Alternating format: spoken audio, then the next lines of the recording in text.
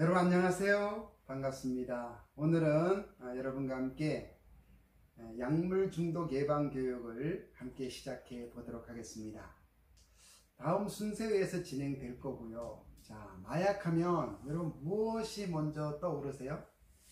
학생 여러분 등굣길에 왔다 갔다 하면서 많이 보지 않았을까 싶은데, 그죠? 마약 김밥, 그죠? 마약 떡볶이, 마약 빵, 떡, 심지어 마약 밥상에 이르기까지.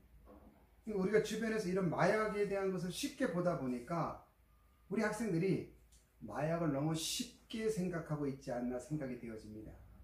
그 증거가 이렇게 언론에 나와 있죠.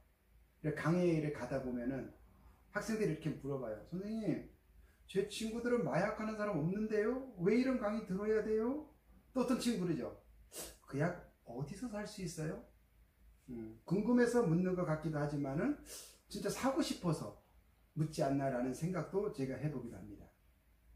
자, 언론에 나온 것처럼 이처럼 청소년 마약 어쩌다 이 지경까지, 그러니까 이건 뭐다? 심각하다는 뜻이죠.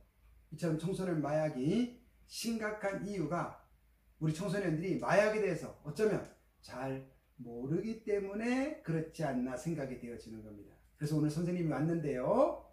자, 오늘 목표는 유해 약물의 위험성을 잘 이해하고 이 약물의 예방을 어떻게 내가 잘 견디고 실천할 것인가를 내가 설명할 수 있는 것이 오늘의 목표가 되겠습니다. 우리는 아침에 일어나면 무엇을 먹을까, 무엇을 입을까 선택을 하잖아요. 그 선택의 기준으로 우리는 가치관이라고 합니다. 그런데 어이쿠, 이 무시무시한 마약을 나도 이렇게 살아가다 보면 유혹을 받거나 또 접하게 되잖아요.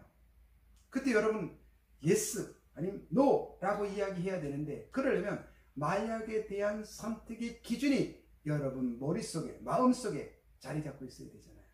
오늘 짧은 시간이지만은 여러분이 살다가 이런 것을 접하게 되었을 때 no라고 yes라고 정확하게 자기 표현할 수 있는 가치관 정립하는 것이 오늘 짧은 시간이지만은 통해서 잘 되었으면 좋겠습니다. 자, 그러면 이 마약이 우리 주변에 가까이 있는 것을 우리는 느끼게 됩니다. 금년도 마약 사범이 7,000명이 벌써 넘었답니다. 그런데 무서운 것은 작년보다 29%나 성장을 했다는 거죠. 특히 청소년 마약 사범도 증가하고 있는데요. 금년 상반기만 273명. 특히 2017년도부터 2022년까지는 무려 약 4배가 증가했다는 거죠. 자, 마약이 도대체 무엇이길래 우리 청소년들을 점점점 이렇게 유혹하고 있을까요? 약물에 대한 정의를 제가 이렇게 쭉 내려놨는데요. 이렇게 요약한다면 우리가 살아가는 데 있어서 생명에 영향을 주는 것을 우리는 약물이라고 합니다. 이 약물은 우리가 아프거나 다쳤을 때 좋은 곳으로 쓰는 것도 약물이고, 또 우리가 호기심에 의해서 나쁜 것, 행위나 의도 안 된 것 쓰는 것도 우리는 약물이라고 합니다. 그래서 이 약물은 어떻게 사용하느냐에 따라서 정말 다른 결과가 나오게 되는 거죠.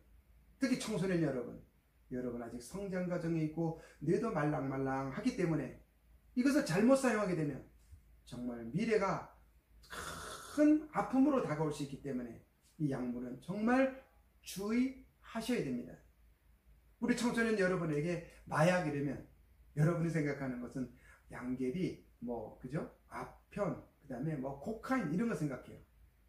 구하기도 어렵고 벌써 이거 나쁘다는 이야기는 많이 들었어요. 그러니까 여기는 조금 주의를 하는데, 여러분 유해 약물이라는 것은요, 본드, 알코올, 니코틴, 카페인까지, 그죠? 마약류, 쉽게 말해서 기타 약물에까지 광범위하게 유해 약물이 분포되어 있다는 거예요. 그래서 마약하면 양계비, 아편 정도가 아니죠. 이것은 마약류고요.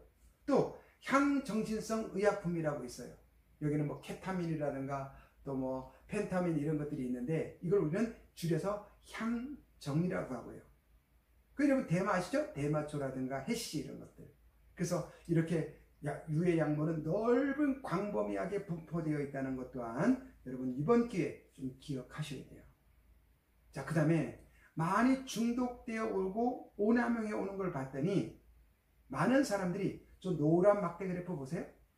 저 향정에 의해서 많이 중독되는 것을 봅니다. 그래서 우리가 이 향정약품에 많이 노출되어 있다는 거.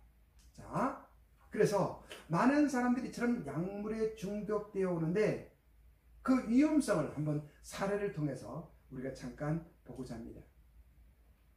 세부에서 인천 오는 비행기가 출발을 했어요. 3만 피트 항공에서 어떤 남성이 가슴이 답답하다면서 문을 열어달라고 아우성을 치는 거예요. 겨우 제재를 해서 한국에 데려와서 조사를 해봤더니 필로폰 중독자, 즉 마약 중독자였습니다. 여러분, 이처럼 마약을 중독이 당하면 혼자만의 고통뿐만 아니라 다른 사람에게도 전이 되기 때문에 마약은 절대로 하면 안 되는 겁니다. 특히 이 사례 한번 보십시오. 미국의 사례인데 16살 학생이 우연히 마약을 하게 되었어요. 호기심이 이렇게 하다 보니까 6년을 하게 되었어요. 그 마약 하다 보니까 막 이렇게 치아도 빠고 이러니까 친구가 이제 그만 만나자고 하니까 이 학생이 충격을 받아버린 거예요. 그때 이 마약은 하면 안 되겠구나. 근데 이 마약을 나처럼 호기심에 사는 사람이 있으면 안 되겠다 싶어서 유튜브나 틱톡을 통해서 이 사람의 삶을 공개하고 있습니다. 이 치아가 다 토해서 산에 대해서 녹아버리니까 이 치아는 무엇을 했을까요? 그렇죠. 그 모습을 직접 이렇게 보여주는 겁니다. 마약 하면 안 되겠죠. 또 혹자들은 말합니다. 에이, 저건 6년이나 했잖아요. 잠깐 한두 번, 1년 하면 어때요? 아닙니다. 여러분, 이 사진은 약 6개월 한 마약의 사진입니다. 다른데 볼 거 없어요. 눈동자를 보세요. 마약하기 전에는 눈동자가 살아있잖아요. 근데 마약하고 눈동자 보세요. 초점도 없고 의욕도 없고 다 상실된 눈빛이잖아요. 사람마다 약의 양에 따라 투약의 기간에 따라 다르지만은 어쨌든 마약은 한 번을 하게 되면 이처럼 우리 인생을 망가뜨리게 된다는 거죠. 혹시 좀비거리라고 들어보셨어요? 미국의 필라델피아에 가면 켄싱턴 거리가 그죠? 이 좀비의 거리로 유명하잖아요.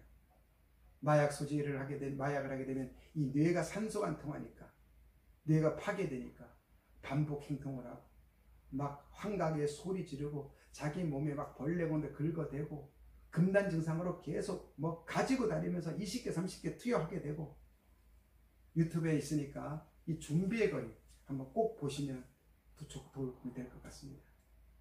자, 이처럼 마약을 우리가 하게 되면 어디에 영향을 미치냐면 뇌에 직격탄을 맞게 됩니다. 그래서 뇌를 각성시키는 흥분제가 있고요. 뇌의 진정을 억제하는 억제제가 있습니다. 자, 이것을 이제 투약하게 되면요. 여러분, 커피를 마시거나 담배를 피거나 술을 마시게 되면 뇌가 자극을 받잖아요. 그럼 뭐가 나오죠? 즉, 도파민이 나옵니다. 자, 우리가 일상적으로 좋은 친구를 만나거나 맛있는 음식을 먹으면 기쁨이 생기잖아요. 그게 도파민이거든요. 그게 정상적인 도파민입니다.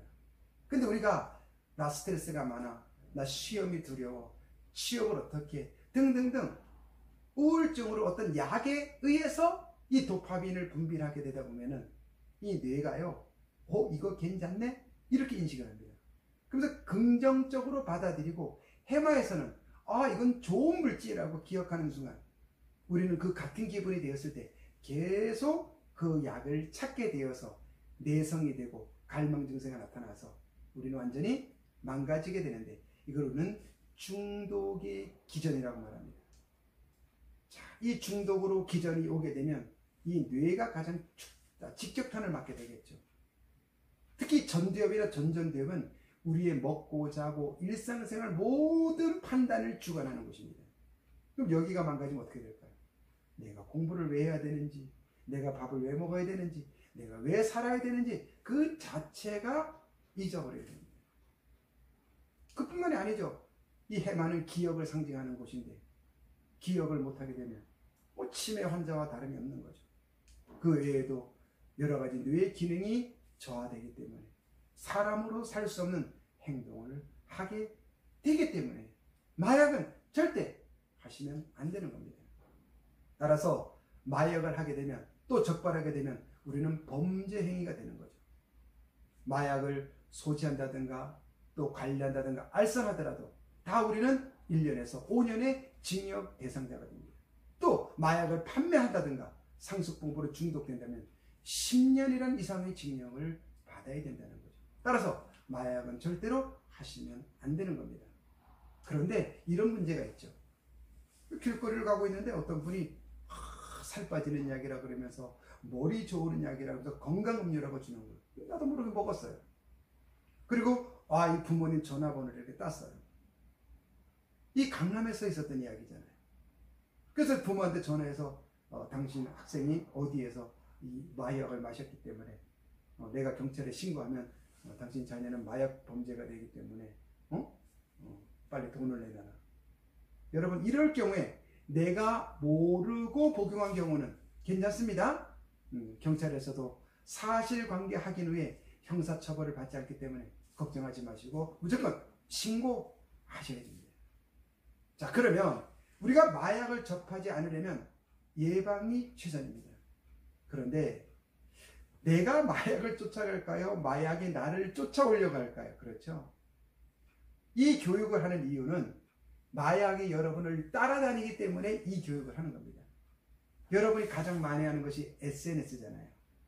그러면 마약 한잔 하실래요? 이러지 않겠죠? 그죠? 캔디 하나 드실래요? 그죠? 이러면서 여러분에게 유도를 한다는 거죠.